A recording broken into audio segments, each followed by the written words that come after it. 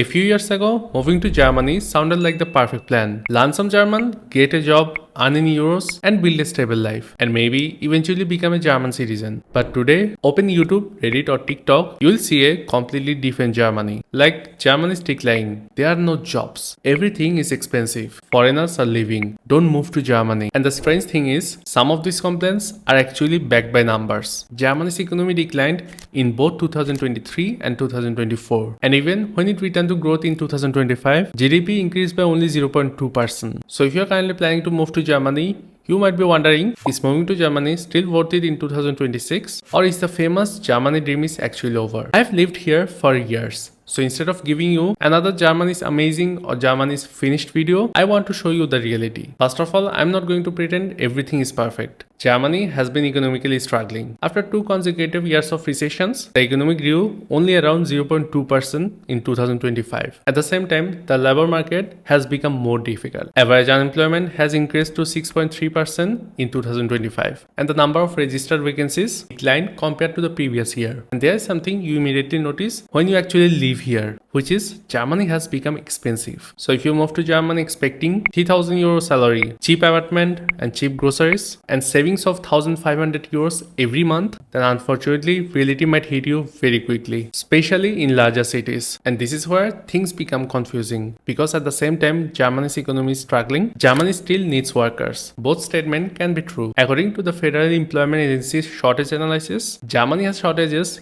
in 157 occupations. Industries like healthcare, nursing, construction, skilled trades, professional drivers, cooks, educators, and other professions. But here's a mistake people make. They hear Germany needs workers and interpret that as Germany needs every foreign workers. That's not true. The truth is Germany needs specific skills in specific areas. And there's another factor which can completely change your opportunities in Germany, which is the German language. Now this is something I see all the time. Someone sends 100 applications, get rejected, and eventually says there are no jobs for foreigners in Germany. Then you ask them, what's your German level? And they say, I don't speak German. I'm looking for English speaking jobs. And suddenly the situation makes much more sense. Of course, English speaking jobs exist, especially in international companies, technology, startups, and certain highly skilled positions. But the problem is you are dramatically reducing your options if you are only searching for the English speaking jobs. Because after all, Germany is Germany. The workplace language in almost every industry in Germany runs in German. For example, your colleagues speak German.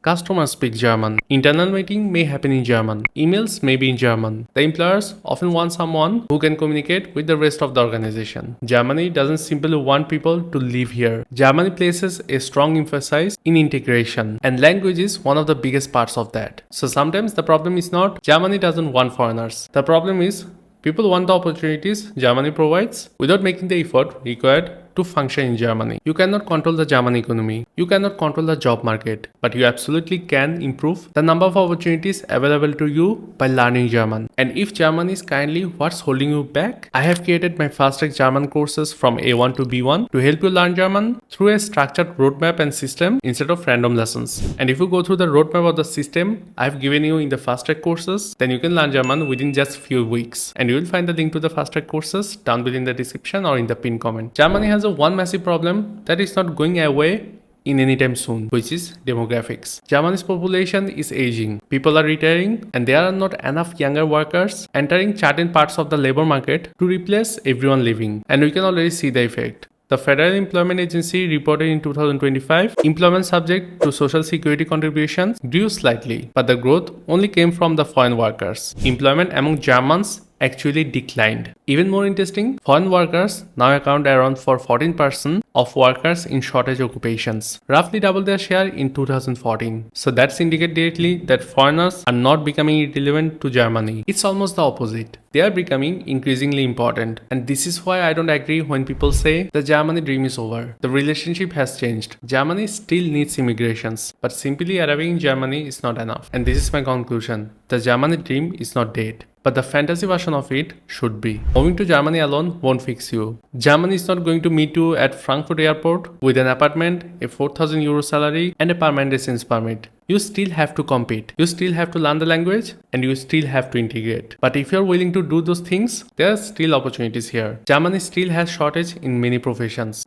Foreign workers are increasingly important for the economy. Companies still need trainees, and there are still multiple pathways for foreigners to build a life in Germany. So instead of asking, is Germany still the dream? Just ask yourself, does Germany fit the life I want to build? Because these are two completely different questions. Because I think the best way to describe Germany in 2026 is this: Germany is not an easy dream anymore. It's an opportunity for people who are willing to prepare for it. So that was for today's video. If you find this video helpful, give a thumbs up. And if you want to access all the crash courses, which are the mini version of the fast track courses, then you can check out this playlist where I shared all the crash courses absolutely for free. So I'll see you in the next lesson. Till then, take care. Bye bye.